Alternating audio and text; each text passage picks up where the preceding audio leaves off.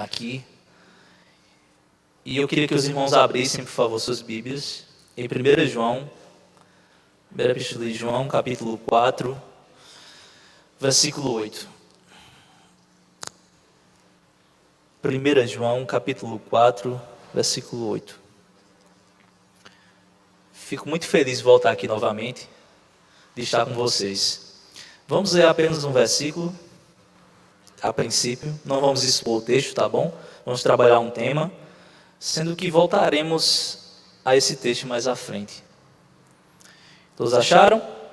1 João, capítulo 4, versículo 8. Aquele que não ama, não conhece a Deus, pois Deus é amor. Vamos orar? Senhor Deus e Pai, muito obrigado, Senhor, por essa noite de estarmos aqui, Senhor, reunidos, Senhor, para ouvir Tua palavra. Eu com a grande responsabilidade, Senhor, de pregar o Teu Evangelho. Te peço, Senhor, me usa para a honra e glória do Teu santo nome, Pai. Que não fale eu, mas o Teu Espírito Santo, Senhor. Tranquiliza o meu eu, Senhor. Me dá entendimento, faz-me lembrar daquilo que o Senhor me fez estudar durante esses dias, Pai. Eu te peço, Deus, ajuda-nos, Pai, em nome de Jesus, amém. Pessoal, foi me dado um tema, e o tema é: que amor você procura?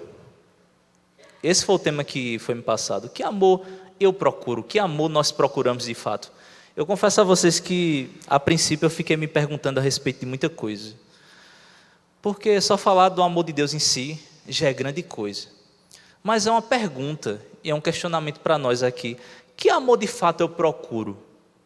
Que amor é esse que eu ando procurando na minha vida como cristão, na minha vida, se assim podemos dizer, secular? Que amor que de fato o nosso anseio do coração procura? Que amor é esse?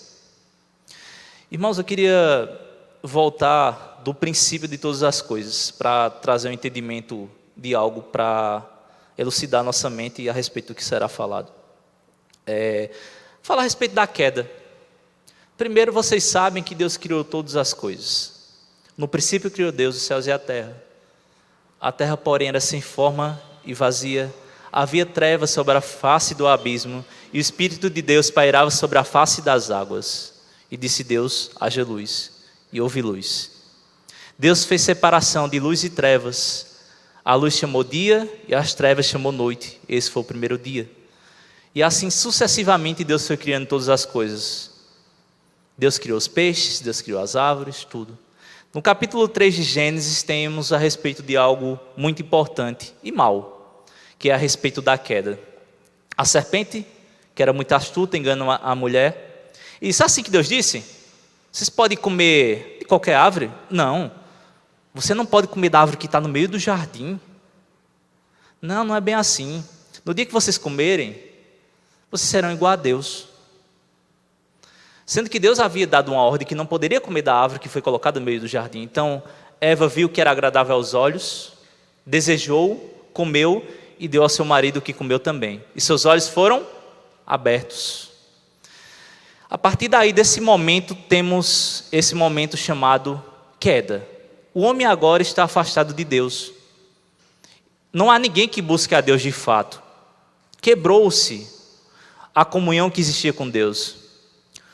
Existe agora um abismo entre Deus e os homens. Agora muitas coisas ruins acontecem. Veio o primeiro homicídio, viemos as primeiras brigas, os primeiros desentendimentos. Enfim, tudo que é mal passou a habitar no coração do homem, porque o pecado é mau. E consequentemente, diante de tudo isso, houve a morte. Morte física, morte espiritual. Um monte de coisa ruim. E o que é que tem a ver isso com o amor? Tem a ver com um vazio que há no nosso coração primeiramente. Vá lá para Eclesiastes capítulo 3, versículo 11. Um texto bastante conhecido, Salomão escrevendo. Eclesiastes capítulo 3, versículo 11. Queria que os irmãos abrissem, se puder. Acompanha comigo a leitura. Fique com sua Bíblia aberta que a gente vai ver alguns versículos aqui, tá bom? Eclesiastes capítulo 3, versículo 11. E diz assim: tudo fez Deus formoso no seu devido tempo, também pôs a eternidade no coração do homem, sem que este possa descobrir as obras que Deus fez, desde o princípio até o fim. A palavra de Deus diz que o próprio Deus colocou o desejo da eternidade no coração. do nosso coração. Então temos um vazio no nosso interior.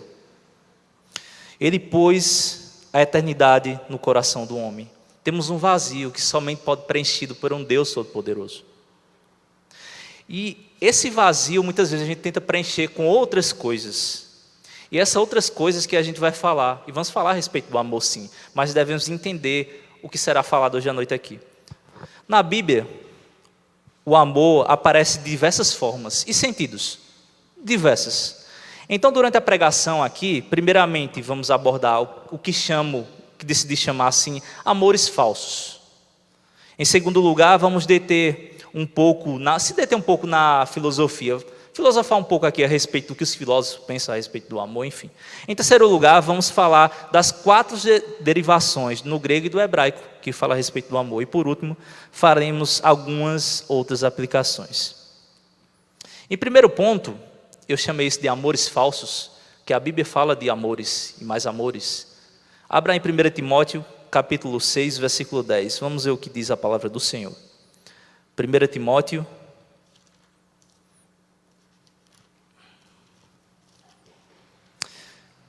capítulo 1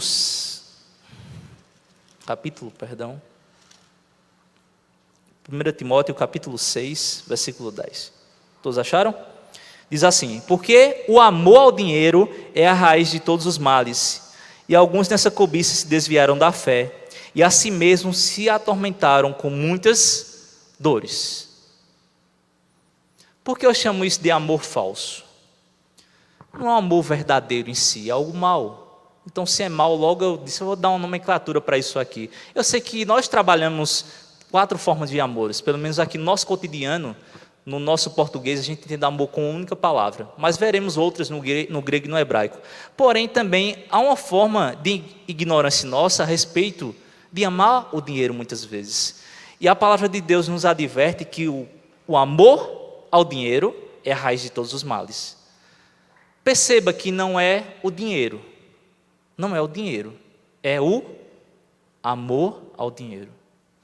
Muitas vezes a gente esquece de falar ou de pensar a respeito disso, mas é algo importante a respeito de pensar sobre o dinheiro. Não tem problema uma pessoa ganhar 10 mil reais. Não tem um problema uma pessoa ganhar 100 mil reais trabalhando. Não tem problema ela ganhar 1.000 reais, um salário mínimo, não sei, qualquer valor, desde que seja digno diante de Deus. Todo trabalho é digno, se honra a Deus. Então não há problema enquanto uma pessoa ganha ou o que ela tem. Ela pode morar num palácio ou morar numa simples casa. O problema está justamente na idolatria que há no nosso coração, o amor ao dinheiro. Tem uma frase que alguém falou há alguns séculos atrás, que ela, até os dias de hoje, vale a pena pensar. Ela disse assim: o importante é ter sem que o ter te tenha. O importante é ter sem que o ter te tenha. Ou seja, se eu tenho o dinheiro, eu tenho que ser dono do dinheiro.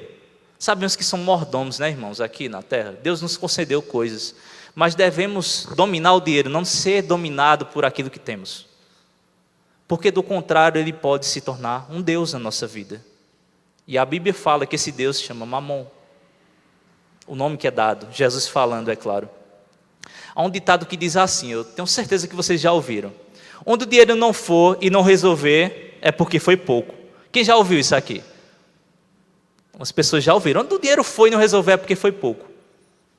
Eu vou dizer a vocês com todas as palavras: mentira de Satanás. É mentira. E eu vou dizer por quê. Não é tudo que o dinheiro resolve, não, irmãos. As coisas mais essenciais da vida, o dinheiro nunca vai resolver. Nunca, de forma nenhuma. Por exemplo, o importante é ter sem que o que dinheiro não compra. E o que dinheiro não compra? Uma amizade verdadeira o dinheiro compra?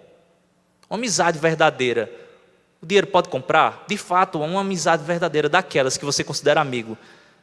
Talvez você compre bajuladores, mas um verdadeiro amigo o dinheiro não compra. Pode ter certeza disso, o dinheiro não compra. Um amor verdadeiro o dinheiro compra? Uma pessoa que lhe ame verdadeiramente, seja um amor de família, como a gente vai ver, seja um amor de uma pessoa querida, seja um amor de um amigo, o amor de Deus. O dinheiro não compra essas coisas, são coisas essenciais à vida. O dinheiro não compra. E eu pergunto mais a vocês: o ar que respiramos, o dinheiro compra? O dinheiro não compra o ar que respiramos. O ar que respiramos não pode ser comprado. Deus nos dá de graça, isso é graça dele. Isso é graça de misericórdia dele. A saúde, o dinheiro compra? Quantas pessoas já viram aqui milionários e milionários morrendo numa cama? Eles dariam tudo para ter um pouco mais de tempo de vida aqui na terra.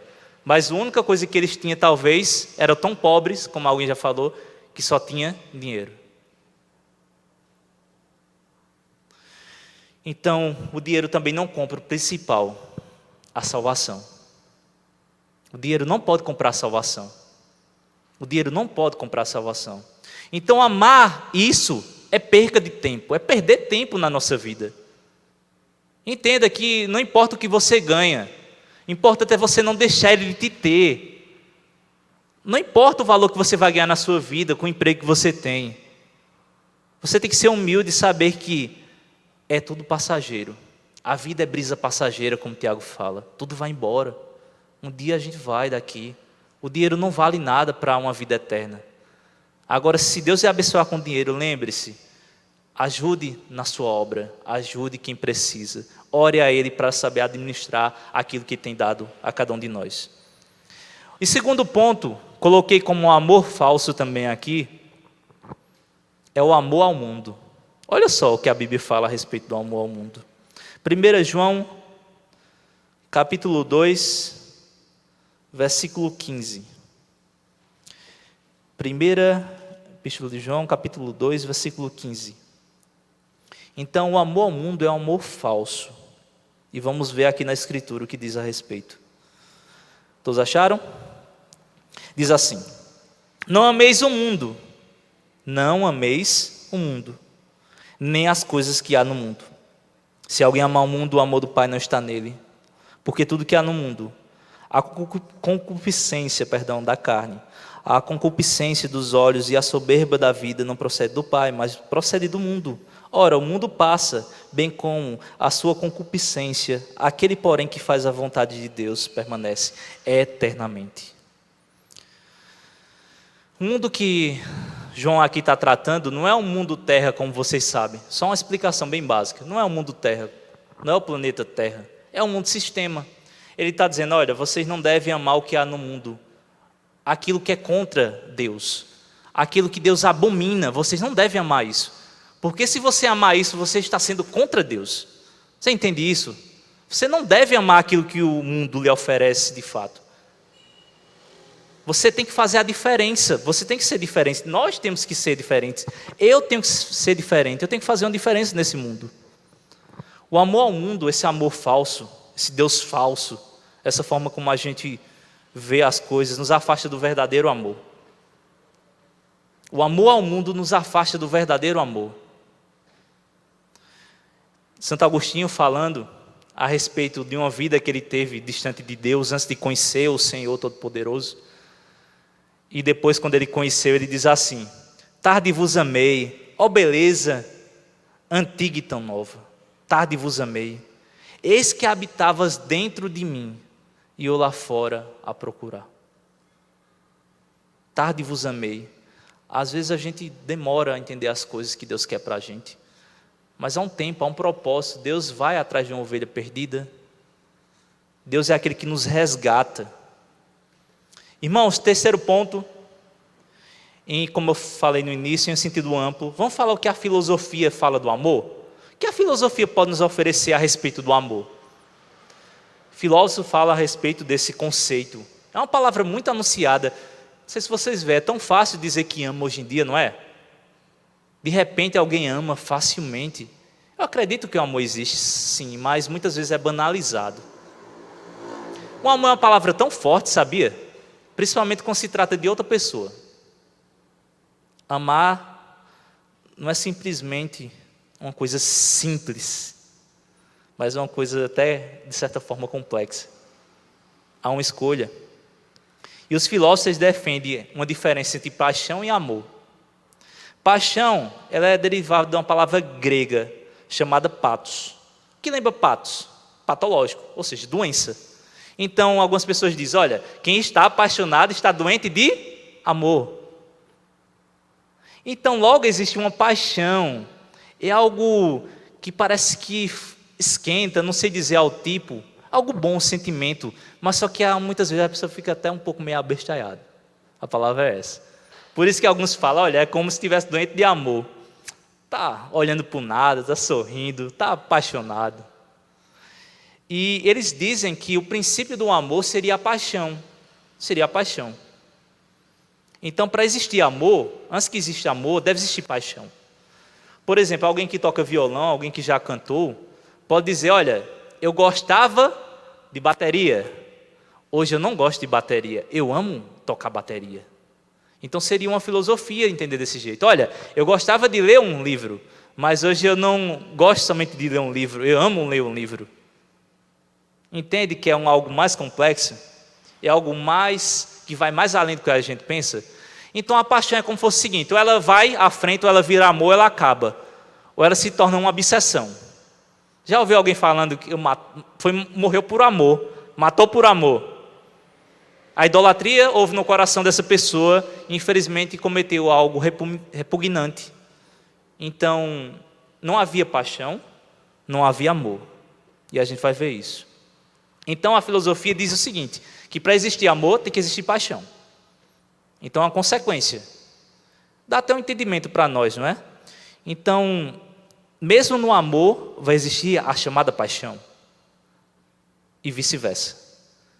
Em quarto lugar, é o que a gente vai adentrar agora, para a gente tentar trabalhar ponto por ponto, é as derivações do amor no grego e no hebraico, que a gente conhece, já ouviu falar muito. Eu andei meditando na palavra de Deus e alguns conteúdos, principalmente também eu usei algumas partes aqui, vocês vão perceber, o livro Quatro Amores, do C.S. Lewis. Ele fala a respeito de algumas coisas interessantes que a gente tem que entender a respeito do amor. Então, no grego e no hebraico existe uma distinção. Como eu disse para vocês antes, nós falamos, eu amo fulano, eu amo minha mãe, eu amo meu pai, eu amo fulano, e assim vai, não é? E usamos amor, eu amo tocar bateria, conforme diz. Eu amo estudar. Eita, isso aí foi pesado, não foi? Eu amo dormir. Não é? Eu amo trabalhar. Eita, pegou pesado. Amo trabalhar, amo acordar cedo. É bom, pessoal. Mas tem pessoas que dizem, aí diz, olha, eu amo tanta coisa. Não é errado falar isso, não. O errado é a gente pensar dos primeiros pontos errados, conforme nós falamos, o amor ao mundo, o amor ao dinheiro. Mas temos derivações. No grego e no hebraico, por exemplo, o primeiro amor aqui colocado, eu não sei nem se a pronúncia está certa, tá bom? Se eu errar, não vá rir da minha cara, não. Depois alguém diz, ei, Rodrigo, está errada a pronúncia, viu? Esse nome daquele, não é aquele nome, não. Storne. Esse é o nome, Storne, ou Storge, perdão, Storge, afeição. C.S. Lewis, ele descreve dessa forma, ele fala dessa forma, não só ele, como outros comentaristas, outras pessoas falam sobre isso, seria a afeição. Então, o que seria isso, esse amor, esse tipo de amor? Vocês vão se identificar, eu vou me identificar com ele. Através desse amor, compartilhe-se a felicidade de uma convivência mais próxima e importantes experiências no âmbito familiar. No âmbito familiar, a mãe, o pai, o irmão, que a gente briga de vez em quando, né? Mas a gente ama. A gente ama. Se atura também, né? Não é assim? Mas há esse amor. Eu amo minha mãe, eu amo meu pai, eu amo meu irmão, e assim sucessivamente. E a afeição, esse amor aqui, é aquele tipo de amor que não se sabe como começou exatamente. Simplesmente é.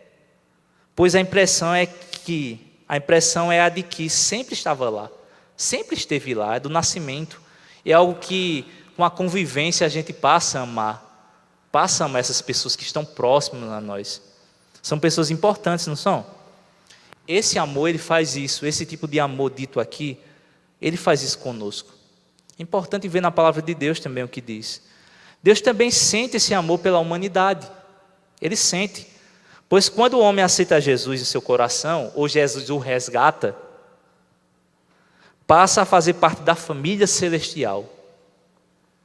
Todos aqueles que o receberam dê-lhes o direito de se tornarem filhos de Deus.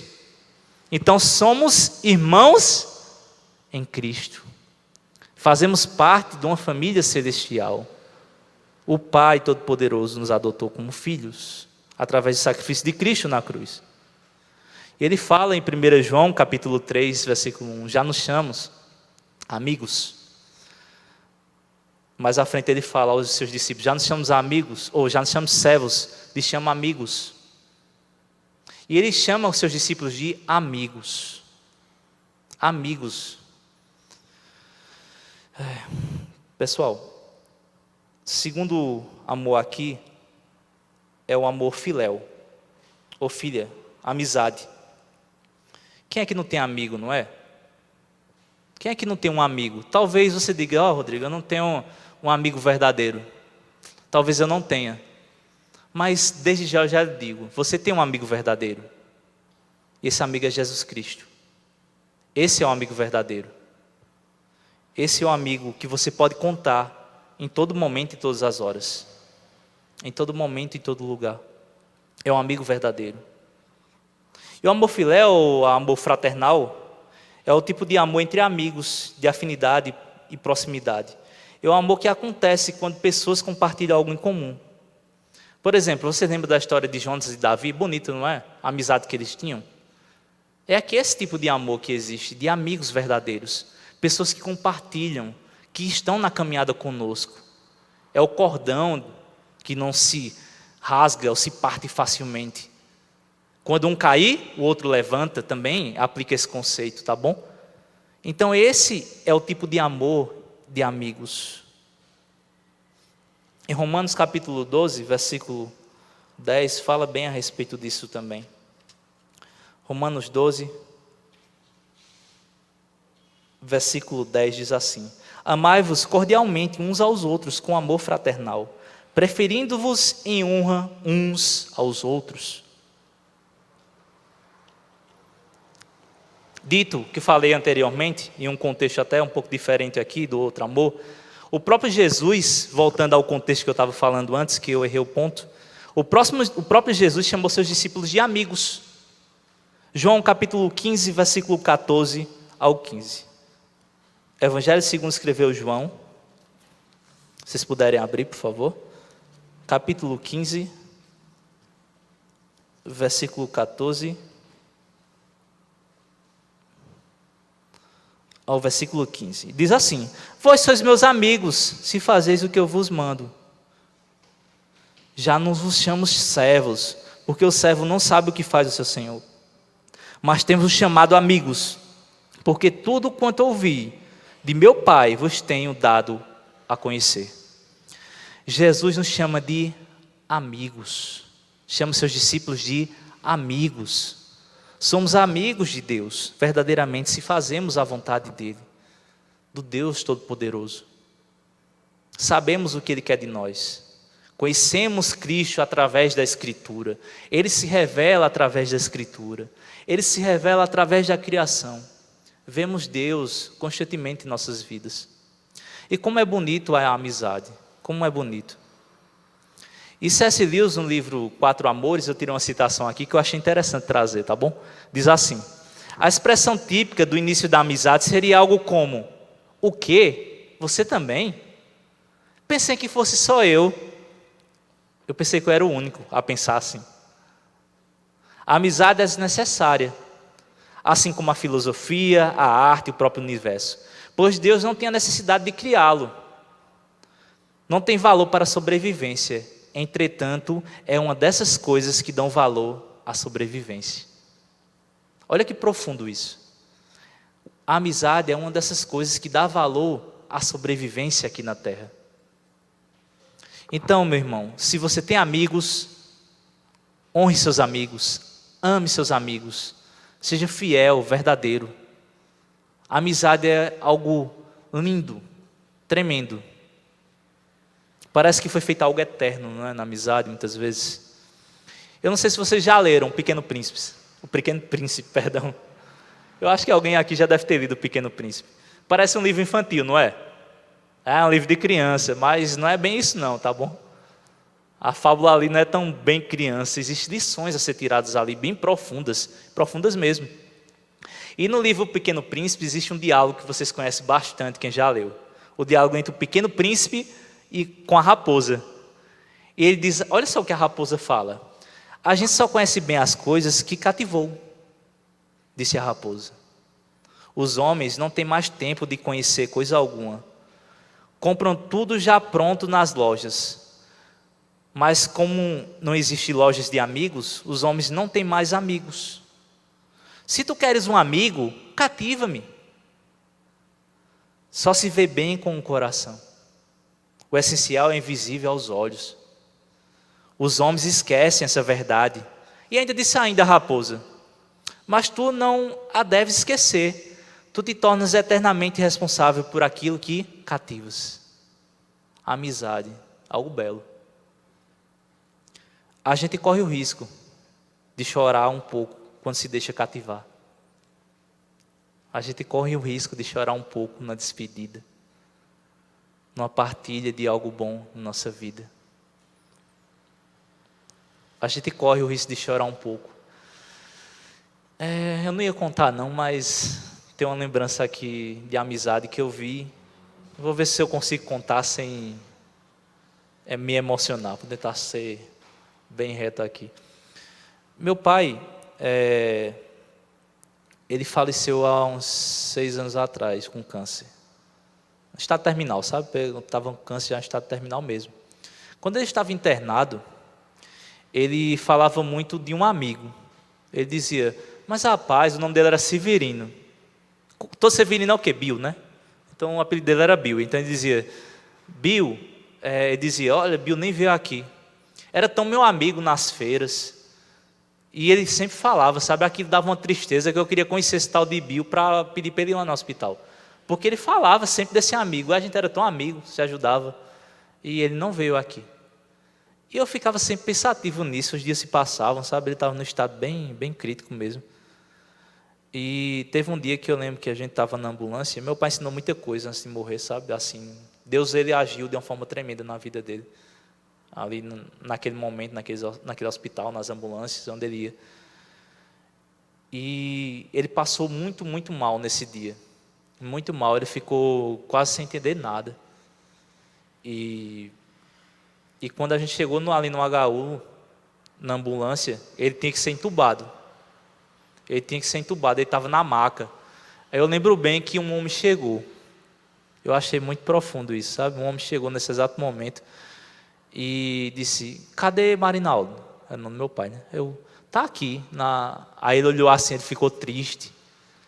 Aí, eu não sabia quem era ele, né? Ele disse, não, meu nome é Severino, meu nome é Bill. Aí eu falei, é você que é Severino? É Bill, é? Aí ele disse, sou eu mesmo. Ele fala em você todos os dias, direto.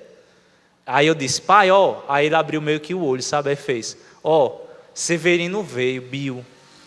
Aí ele olhou assim com aquele ar de, tipo, não expressou tanta felicidade porque ele estava muito mal, mas tipo, que bom que você veio. Que bom que você veio nesse dia. E a partir dali, Bill não viu mais meu pai. Eu só vi ele lá entubado e dali ele morreu. É uma história que eu achei muito profunda da amizade, sabe? Um amigo verdadeiro, ele não deixa o outro. Talvez ele demore a chegar, mas ele vai. É como ele dissesse assim, eu sabia que você vinha. E Jesus é assim conosco. Às vezes a adversidade da vida, coisas que acontecem, parece que não tem jeito, mas Deus, ele tem um controle de toda situação, sabe? É difícil se alegrar quando está triste? Mas saiba que Deus tem um controle de todas as coisas. E mesmo no momento de tristeza, há alegria. Assim como até Márcio falou aqui. A alegria. A alegria, esse momento foi um momento triste, sabe? Mas eu lembro dele como um momento de alegria. Não é contraditório, não é? Você pensar em alguém familiar assim, uma pessoa muito querida sua, está morrendo, e você lembrar disso em amor, com alegria. Na tristeza há alegria também. Eu lembro desse momento, foi um momento muito bonito, muito mesmo. E esse é o amor da amizade. Então a gente corre um risco de chorar um pouco quando se deixa cativar. Ele ficou um pouco mal, o amigo do meu pai, né? Não estava alegre. Foi embora, triste, chorou muito. Mas é assim a amizade. A gente chora numa partida da morte, a gente chora na partida de uma viagem, quando alguém se muda, a gente chora quando talvez tenha feito algo que não agradou aquela pessoa. Mas esse amor existe no nosso meio. Somos família, somos amigos, e é importante valorizar essa amizade que nós temos. Então valorize o amigo que você tem. Mesmo que talvez ele não entenda, ame-o verdadeiramente. Ame-o verdadeiramente. O terceiro amor, no grego, no hebraico, enfim, é o amor eros, o amor romântico. É descrito como um amor de relação íntima entre homem e mulher. Quando é vivido conforme a palavra de Deus, preste atenção nisso, é algo bom e essencial. Segundo a palavra de Deus, conforme a palavra de Deus é algo bom e essencial. Guardadas as devidas proporções, na amizade, cada um é responsável por si.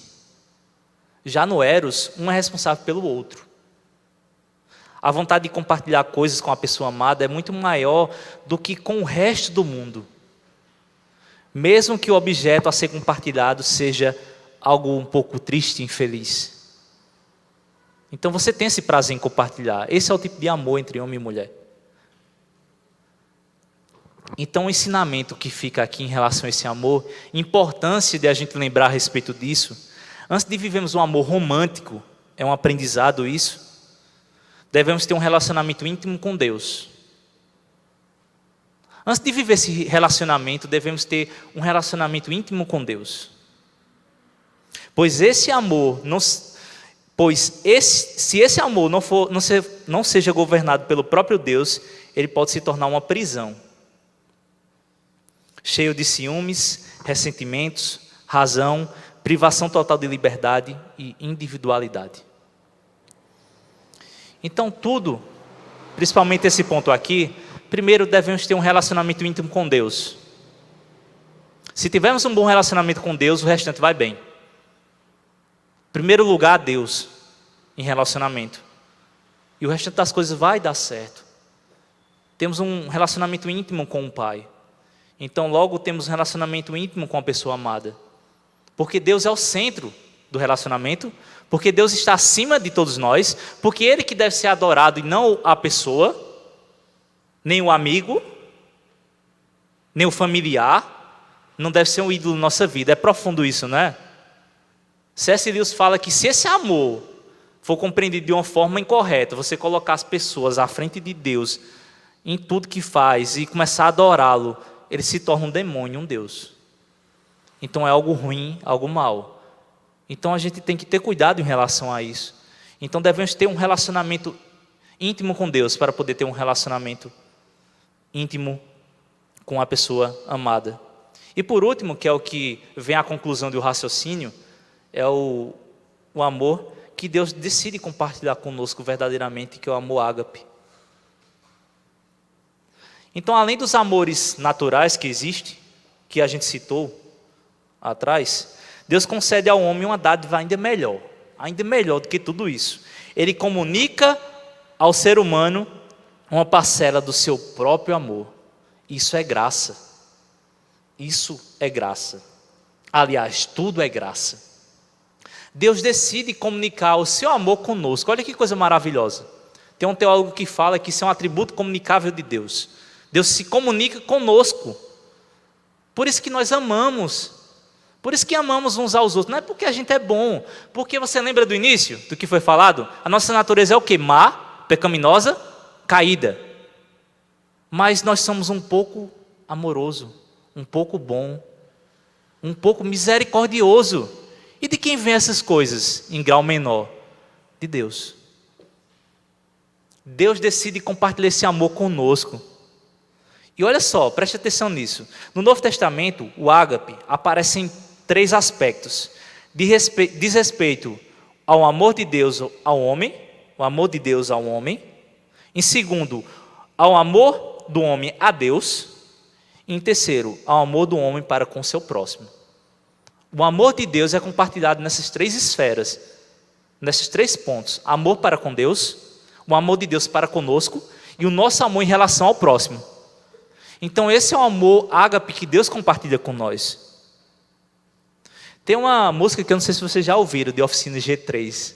Acho que tem muita gente nova aqui, talvez não tenha. O nome da música é Incondicional. Já ouviram? A galera aqui conhece, que toca, sabe, Incondicional. Sabe aquela música Eu Recém-Convertido? Eu recém-convertido, eu ficava pensando assim, o que é isso, incondicional? Um amor incondicional? Aí eu ficava tentando entender, parece uma brincadeira, né? Eu não conseguia entender aquilo, não. Eu não conseguia. Aí dizia, ter um amor é incondicional. E eu, o que é isso? Porque eu só amo alguém se alguém me dá algo em troca. Olha só o meu pensamento. Sendo sincero com vocês, eu só amo alguém se... Como é que a pessoa pode amar alguém que fez mal? Como é que a pessoa pode amar um bandido? Como é que a pessoa pode amar uma pessoa que só me faz coisa ruim? Aí eu dizia, não, esse negócio dessa música está estranha, está errada. Eu ficava inventando de aprender a tocar violão, essa música eu ficava tentando pegar ela, como se fala, né? E eu ficava, essa música é estranha. Eu não entendi o que era um amor incondicional. Mas de fato, é esse amor que Deus está falando aqui. É um amor que não exige condições para amar. Deus ama o pecador. Deus ama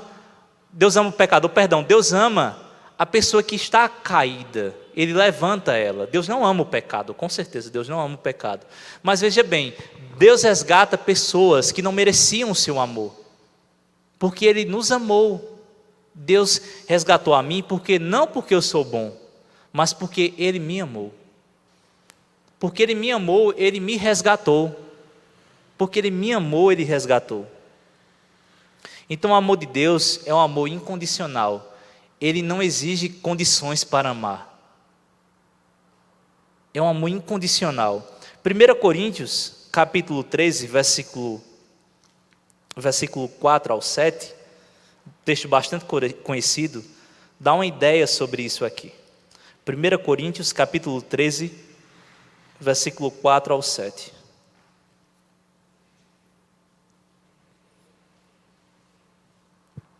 Diz assim: o amor é paciente, é benigno. O amor não arde em ciúmes, não se ufana, não se ensoberbece, não se conduz inconvenientemente, não procura os seus interesses, não se exaspera, não se ressente do mal,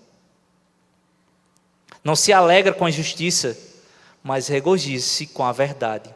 Tudo sofre, tudo crê, tudo espera, tudo suporta. Veja bem que profundo, não é? Paulo está escrevendo que o amor tudo suporta, tudo espera. Esse é um amor verdadeiro. Então lembre das esferas que Deus comunica esse amor. O amor de nós para com Deus, o amor meu para com o meu próximo, e o amor de Deus para conosco. Existe esse amor no nosso interior, porque Cristo, Deus nos amou verdadeiramente. Deus manifesta esse amor através de Cristo na nossa vida. Esse amor só pode ser testificado verdadeiramente porque Cristo está em nós. Esse é um amor que Deus comunica para conosco.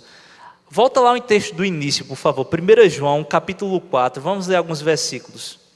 Chegamos a quase uma conclusão já, tá bom?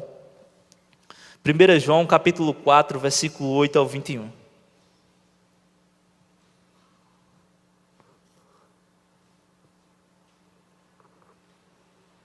Todos acharam? O texto que nós lemos no início. Aquele que não ama não conhece a Deus, pois Deus é amor. Nisso se manifestou o amor de Deus em nós, em haver Deus enviado o seu Filho unigênito ao mundo, para vivermos por meio dele. Nisso consiste o amor, não em que nós tenhamos amado a Deus, mas em que Ele nos amou e enviou seu Filho como propiciação pelos nossos pecados. Amados, se Deus de tal maneira nos amou, devemos nós também amar uns aos outros. Versículo 12. Ninguém jamais viu a Deus se amarmos uns aos outros. Deus permanece em nós e o seu amor é em nós aperfeiçoado. Nisso conhecemos que permanecemos nele e ele em nós, em que nos deu do seu Espírito. E nós temos visto e testemunhamos que o Pai enviou o seu Filho como Salvador do mundo. Aquele que confessar que Jesus é o Filho de Deus, Deus permanece nele e ele em Deus. Ele e nós conhecemos e cremos no amor que Deus tem por nós. Deus é amor. E aquele que permanece no amor, permanece em Deus e Deus nele. E versículo 17, novamente. Nisto é em nós aperfeiçoado o amor, para que no dia do juízo mantemos confiança.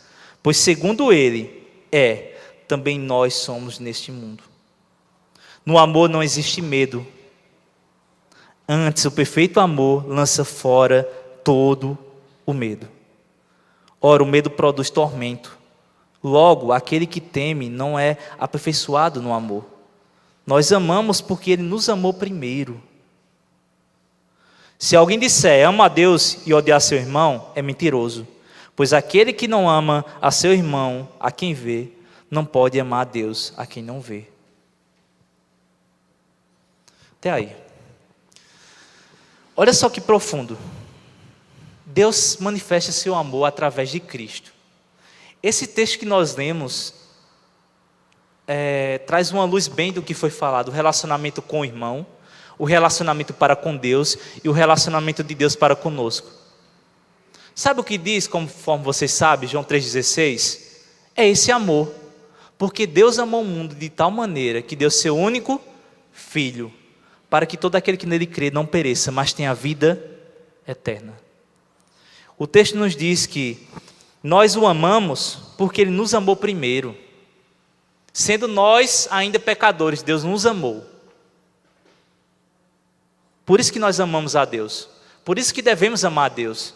E ele diz mais assim: se alguém disser ama a Deus e odiar o seu irmão, é mentiroso. Olha só, se alguém que diz que ama a Deus e odiar seu irmão é mentiroso. E ele continua o texto: pois aquele que não ama seu irmão a quem vê, não pode amar a Deus a quem não vê.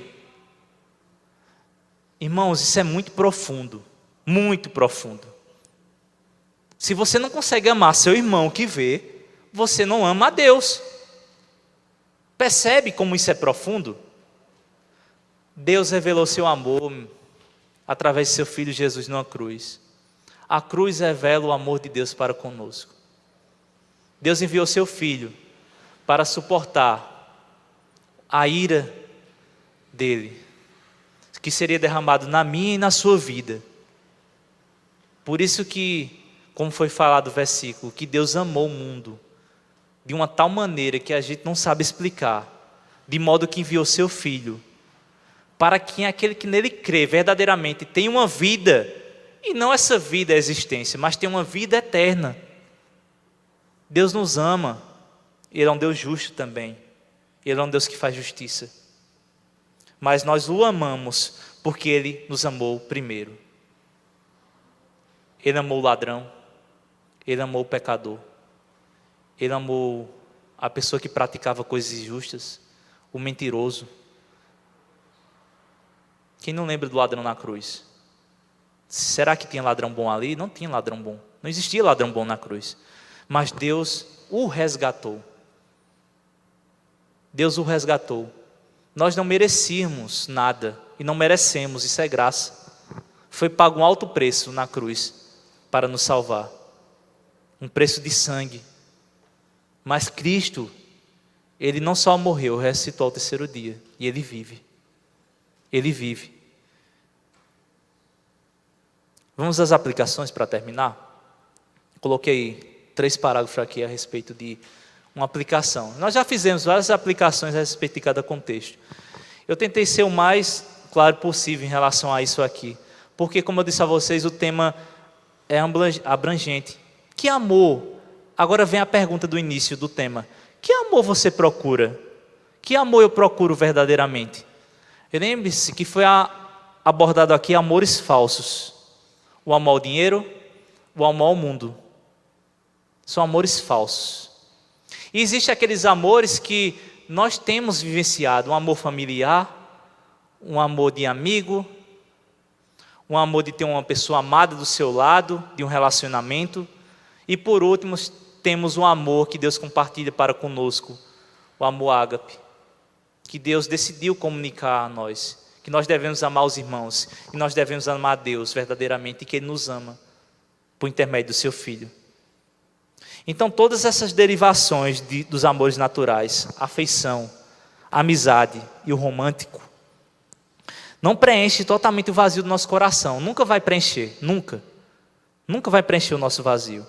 Em partes, esses devem existir na vida de cada um de nós, e tendo cuidado que não se torne um Deus, uma idolatria. Todavia, somente o amor incondicional de Deus, o qual enviou seu Filho para morrer em nosso lugar, mesmo ainda nós sendo pecadores, pode preencher o nosso ser. Deus nos amou mesmo ainda nós sendo pecadores. Nós não temos mais prazer em pecar, mas Deus nos amou mesmo ainda nós sendo pecadores. Isso é um amor que não exige condições. Não tinha como se chegar a Deus. Somente Cristo é o intermediador entre Deus e os homens. O amor que eu, respondendo à pergunta do tema, o amor que eu, você, nós, o mundo, procuramos por toda a nossa vida, é o amor que somente Deus pode nos proporcionar. Deus é amor. O vazio existencial, citado em Eclesiastes, que Deus pôs a eternidade no coração do homem, o vazio que existe desde a queda que o homem caiu, só pode ser preenchido por um Deus todo-poderoso, um Deus amoroso, um Deus verdadeiro, que nos amou verdadeiramente, que enviou seu Filho para morrer numa cruz. Isso é profundo demais. Deus é amor. Somente Ele pode preencher esse seu vazio. Somente Ele pode preencher o meu vazio. Somente Ele pode preencher o vazio de qualquer pessoa. O ser humano pode procurar em todos os lugares algo para preencher o seu vazio, seja em prazeres, assim como Salomão teve todas as coisas. Ele tinha tudo que você pensar, mulheres, comida, melhores músicos, e ele chega a dizer, tudo é vaidade. O final das coisas é temer a Deus verdadeiramente. Somente o amor, somente Deus Todo-Poderoso pode preencher esse vazio do seu coração. Enquanto você não encontrar esse Deus, não receber Jesus na sua vida verdadeiramente, haverá um vazio no seu coração. Mas quando você o receber, você passará por tribulações, você passará também por tristezas, mas passará também por alegrias, passará por momentos felizes. E você terá uma certeza de que alguém te amou de verdade, que morreu no teu lugar. E você tem uma certeza para onde vai quando partir dessa vida.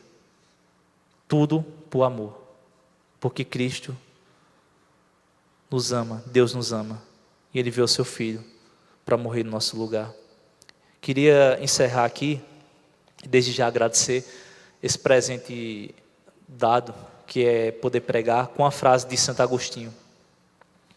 E ele diz assim, olha o que Agostinho fala: fizeste-nos, Senhor, para ti, e o nosso coração anda inquieto, enquanto não descansar em ti. Somente Deus pode trazer descanso para as nossas almas. Esse amor que nós procuramos, é somente Deus pode dar esse amor verdadeiro. Ou você pode talvez tentar ter outros amores, como o amor ao mundo, o amor ao dinheiro, ou tentar fazer uma idolatria de cada amor especificado. Mas saiba que somente Deus pode lhe dar o amor verdadeiro. Somente Ele pode fazer isso por nós. Isso é graça, isso é misericórdia.